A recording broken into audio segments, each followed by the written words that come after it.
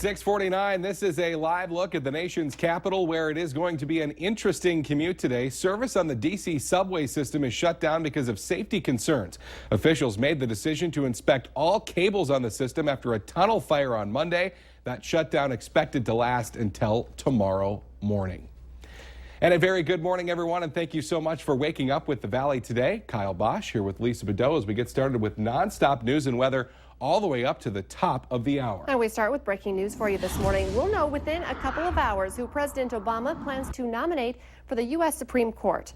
The president said in a letter to supporters this morning that he will announce his pick to replace Antonin Scalia during a 10 a.m. event. Republicans who lost control of the Senate have pledged to block any Supreme Court nomination by President Obama until after the general election, though the White House has said it will press forward with the Senate confirmation process. Of course, you can stay with Valley News Live for updates on this breaking story throughout the morning. We're also following the latest on Decision 2016. And Hillary Clinton, Donald Trump, and John Kasich are all celebrating this morning after key wins in Tuesday's primaries. Clinton defeated Bernie Sanders in Ohio, Florida, North Carolina, and Illinois. Trump won Florida, North Carolina, and Illinois, while Kasich took his home state of Ohio.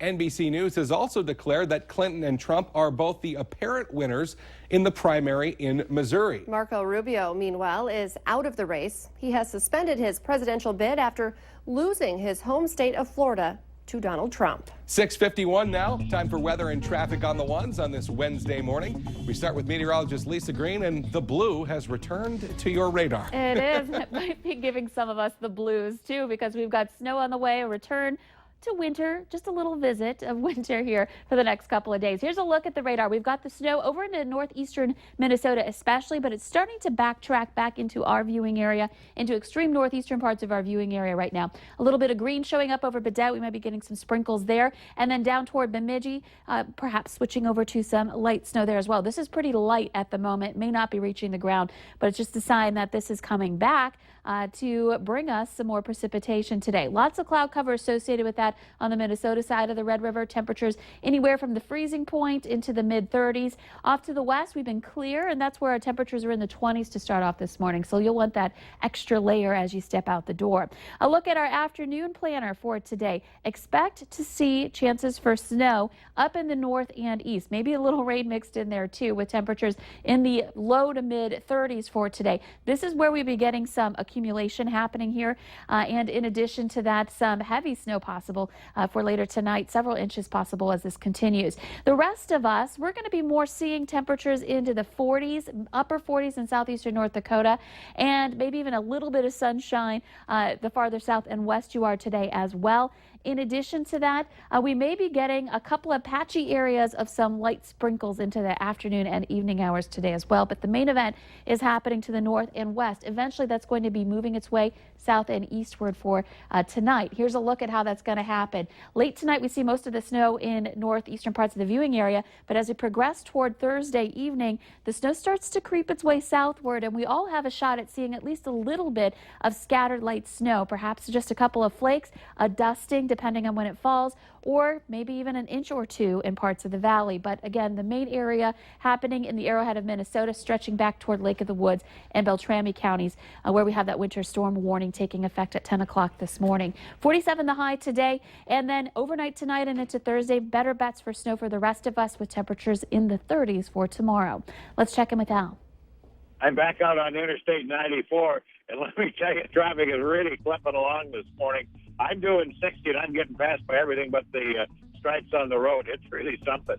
Westbound I-94 is busier than eastbound I-94, but both of them are very busy this morning. So is northbound I-29. Don't forget, we have that stalled car on northbound I-29. It's between the Tri-Level and 13th Avenue. It's a white sedan. Make sure you're looking out for that. Otherwise, things looking pretty good this morning. The road surface is dry. Drive carefully. Al Ahmed, Valley Today traffic. 6:54 now, and we have new information this morning as 4 people arrested over the weekend remain in jail accused of selling heroin laced with other drugs that has been killing some users. Court documents outline how, after an overdose death on Saturday morning, police were able to find an informant who led them to 4 people staying at the Residence Inn Hotel in South Fargo. Fargo police say the arrest will help in the short term, but they believe the heroin and other substances are coming from suppliers in Mexico. The Metro Area Street Crimes Unit says it has identified more than 100 different gangs operating in or moving through our area. And the alleged heroin dealers arrested over the weekend have known gang associations, according to investigators. Police say that fentanyl laced with heroin is not a homegrown problem. Most of the time, it's gangs who are trying to profit by selling the drugs in the Fargo area. Police say that it will take the public demanding an end to these types of activities before real change can happen in the community. A Killdeer, North Dakota woman has been sentenced to 2 days in jail and 80 hours of community service after pleading guilty to negligent homicide and underage drinking related to a deadly crash near Jamestown last year. 19-year-old Ashley Burkle was traveling on I-94 near Jamestown in February of 2015 when she crossed the median and crashed into a pickup truck, killing one man and injuring another. Burkle told authorities that she had fallen asleep behind the wheel. Investigators found she had been sending text messages while driving, but they could not determine if she was texting at the time of the crash. Officials say that they continue to get tips on a crash that killed 2 Moorhead basketball players last June and that their investigation is still very active. Zach and Connor Qualvog died when their pickup rolled south of Fergus Falls. Authorities are still searching for a semi believed to be involved in that crash. The semi is described as a dark blue, late 80s to mid 90s Kenworth with an Aerodyne sleeper. Take a look at the pictures on your TV screen right now. Investigators say every tip is helpful and could lead to some answers. If you know anything about the truck or its operator, you're asked to contact the Minnesota State Patrol. Start making your tailgating plans now. The 5-time defending national champion Bison football team will begin their quest for 6 in a row on another national stage. That's right, NDSU's first game of the year has been scheduled. It will be televised on ESPN. It's the FCS kickoff game set for 6:30 on August 27th. The Bison will be taking on Charleston Southern in the season opener. North Dakota State begins spring practice Wednesday, March 23rd, and will conclude its spring drills with the annual Green and Gold game, the Green and Gold Spring Game, in April.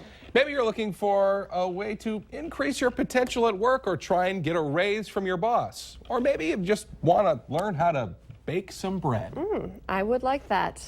There's a number of reasons adults are going back to school, in sorts, keeping the learning going through Moorhead Community Education. In the Valley Today's Christy Larson is joining us live from Moorhead this morning to tell us more about some of the options. Good morning, Christy.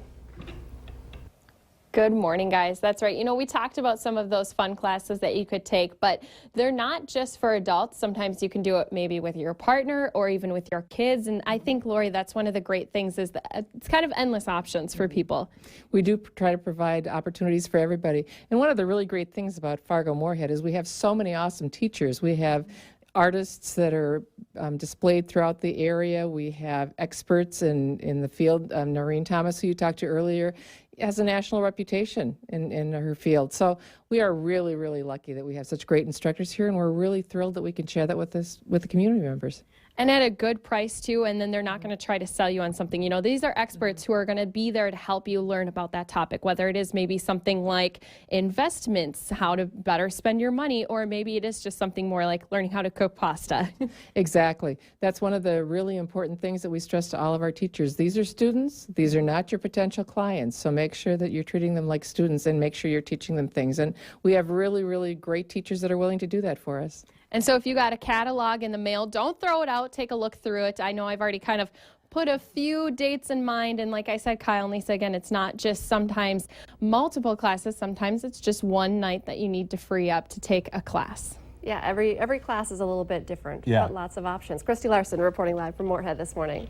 It's the concert that everyone is talking about, and Valley News Live wants to send you there for free. Here on the Valley today, we're giving away 4 pairs of tickets to Garth Brooks at the Fargo Dome. And we've got our 3rd winner this morning. Congratulations, Wanda Miller of West Fargo.